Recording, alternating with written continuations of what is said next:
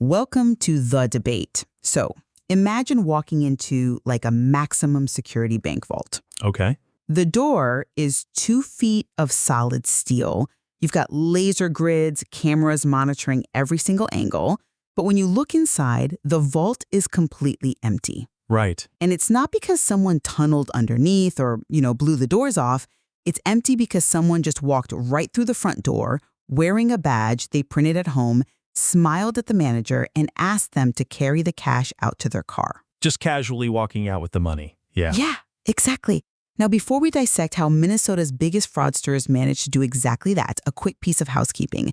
Please like, subscribe, follow, and turn on the notification bell so you never miss an exchange. Absolutely. Also, just a brief update on the Martin Stevens versus OpenAI matter. It is still not a lawsuit.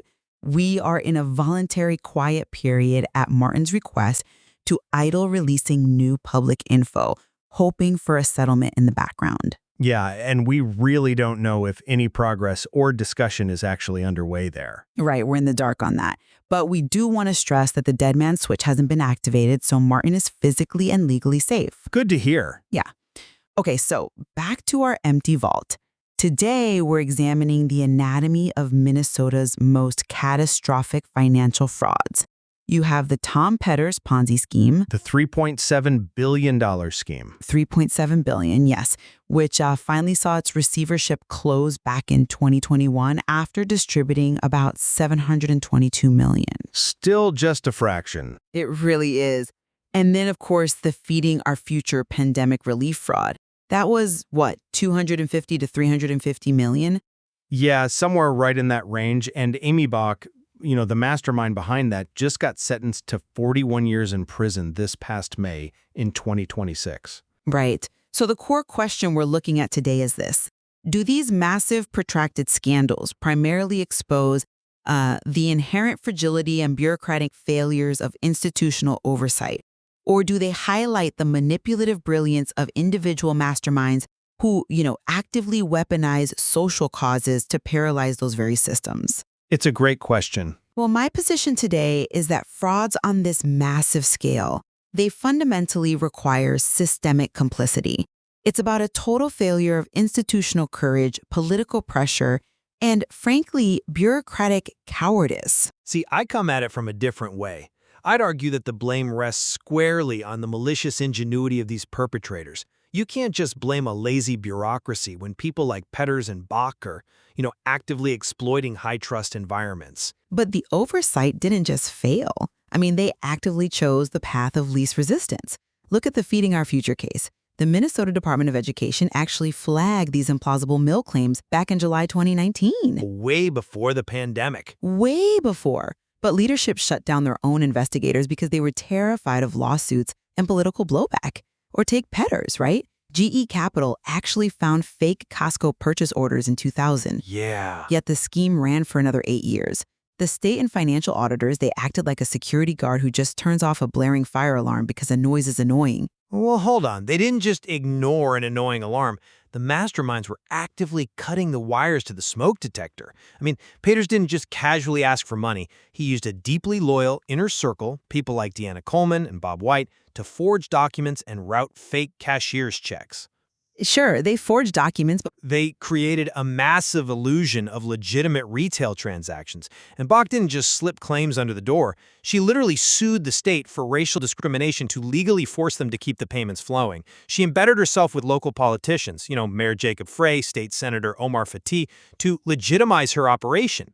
Oversight isn't just lazy when it's being actively deceived. wait, let me stop you there, though, because I understand forging a few invoices, sure. But how does one person fabricate an illusion so strong that major state auditors just back away?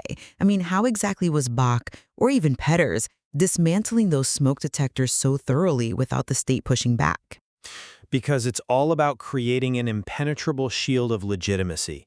Petters didn't just run a shell company. He went out and bought highly visible real companies. Sun Country Airlines, Polaroid. Right. When you integrate your dirty money into a massive, legitimate cash flow with thousands of real employees, auditors can't easily untangle the web. It looks real to the system because parts of it actually are real. Yeah, I see that. And Bock did the exact same thing, but with social capital. She styled herself as, like this modern-day Robin Hood, feeding hungry kids. She turned the optics of a minority-focused nonprofit into a weapon. Which, to me, points exactly to the structural vulnerability I'm talking about. Our civic institutions are fundamentally paralyzed by PR and political optics. I mean, the Department of Education explicitly cited the, quote, threat of legal consequences for yielding defeating our future. True, they were scared. They were terrified of being labeled racist by the media. And when an entire state oversight apparatus freezes up just because a bad actor claims the moral high ground, the mechanism of accountability is completely broken. They essentially realize that if you cloak a financial crime in social righteousness, the state won't just back down, they'll literally write you a check. But that doesn't prove the system is inherently weak. It proves these individuals were incredibly predatory. They preyed upon the very generosity and high-trust nature of the state. And look at the devastating collateral damage of weaponizing that trust. Oh, the fallout was massive. Right. It wasn't just lost dollars. Because Bock exploited these social safety nets, the Trump administration actually froze federal child care payments to Minnesota. Yeah, that was huge. The political backlash was so intense it played a huge role in forcing Governor Tim Walz to withdraw his re-election bid in January 2026. I mean, they detonated the public's trust in programs that literally feed children. They did. Yet, look at the excuses both of them made after getting caught. They both tried to leverage that exact systemic weakness as their legal defense. Well, sure, they scrambled. But think about what Bock said. She stood in court and claimed, "We relied on the state." She was basically arguing that because the Department of Education rubber-stamped her meal sites, the fraud was the state's fault. Which is ridiculous. And Peter has tried something similar in his desperate 2013 appeal. He blamed his own associates and his lawyers, claiming they never told him about a 30-year plea deal to escape his 50-year sentence. It reveals a structural truth, honestly. The oversight rules are so loose and so poorly enforced that perpetrators genuinely believe plausible deniability is a viable legal defense.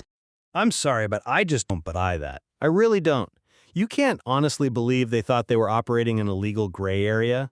Those excuses they made after getting caught, they're just the final pathetic manipulations of cornered con artists. You don't think there was any genuine reliance on the state's incompetence? No, not at all. The court saw right through it. The federal judge in Petter's 2013 appeal explicitly noted he was just lying to save his own skin. And prosecutors proved Bock didn't passively rely on the state. She was the gatekeeper orchestrating the fraud, taking kickbacks, and she personally signed the fake claims. Blaming the system is just another fabrication. Okay, but the fact remains, without that institutional laziness, without a fear of political optics, and a desperate desire to avoid litigation, these massive multi-million and billion-dollar schemes would have been stopped in their absolute infancy.